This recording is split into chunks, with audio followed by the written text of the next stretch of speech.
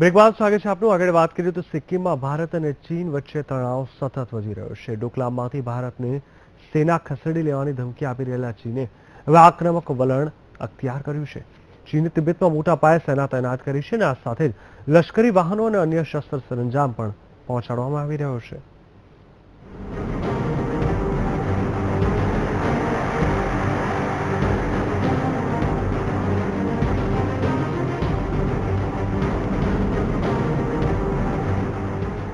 ડોકલામમાં ચીન દ્વારા સડક બનાવવા મુદ્દે ભારતીય સેનાએ કરેલા વિરોધને પગલે પરિસ્થિતિ અત્યંત વણસી ગઈ છે। ભારતને ડોકલામમાંથી સેના હટાવી લેવા માટે અનેકવાર ધમકી ઉચ્ચાર્યા બાદ ચીને હવે તેનો અસલી રંગ બતાવવાનું શરૂ કર્યું છે। ચીને તિબેટમાં મોટા પાયે સેના તૈનાત કરી દીધી છે। સેનાની સાથે સાથે અહીં મોટા પાયે લશ્કરી વાહનો અને હજારો ટન સામગ્રી મોકલવામાં આવી રહી છે। ચીની મીડિયાએ તિબેટમાં ચીનની આ હલચલનો દાવો કર્યો છે। આ પૂર્વે ચીને તિબેટમાં 11 કલાક સુધી લાઇવ ફાયરિંગ ડ્રીલ કરી હતી। નજર રાખવા માટે ચીને ક્યુનલુન પર્વત પર આર્મી તૈનાત કરી છે। આ રિપોર્ટ પ્રમાણે ગત મહિને ચીને આ કાર્યવાહી કરી હતી। ચીને રોડ અને ટ્રેન મારફતે અહીં મોટા પાયે રસાલો મોકલાવ્યા છે।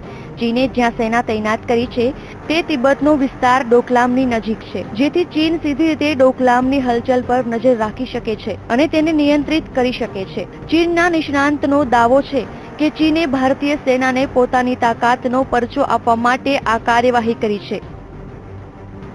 તો આ તરફ ચીનની રણનીતિ સામે ભારતે તેની જ ભાષામાં જવાબ આપવાનું નક્કી કર્યું છે।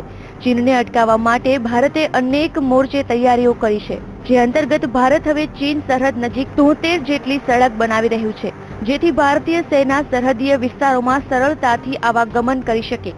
ગૃહ રાજ્યમંત્રી કિરણ રિજ્જુએ લોકસભામાં આ વિશેની માહિતી આપતા કહ્યું હતું કે ચીન સરહદે 46 જેટલી સડકો રક્ષા મંત્રાલય બનાવશે, જ્યારે 27 જેટલા રોડ ગૃહ મંત્રાલય બનાવશે।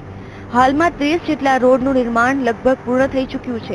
જો કે ભારત 2012 કે 13 થી આ યોજના કામ કરી રહ્યું છે।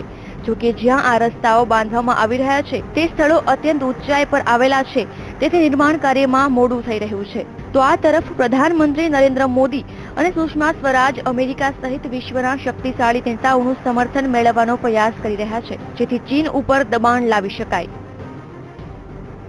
આપને જણાવી દઈએ કે સિક્કિમ સરહદે ડોકલામમાં ચીન સડક માર્ગ બનાવી રહ્યું છે, જેને લઈને સમગ્ર વિવાદ સર્જાયો છે। ડોકલામ આમ તો ભૂટાનનો ભાગ છે, જો કે સામરિક રીતે આ વિસ્તાર ચીન ભૂટાન સાથે ભારત માટે પણ એટલો જ મહત્વનો છે। જો ડોકલામમાં ચીનની લશ્કરી સ્થિતિ મજબૂત બને તો તેનાથી ભૂટાન અને ભારત બંનેની સુરક્ષા સીમા જોખમાય, અને એટલે જ ભારતે ડોકલામમાં ચીનની વધતી પહોંચનો વિરોધ કરવા માટે અહીં સૈન્યનો કાફલો ખડો કરી દીધો છે। Bureau report, VTV news.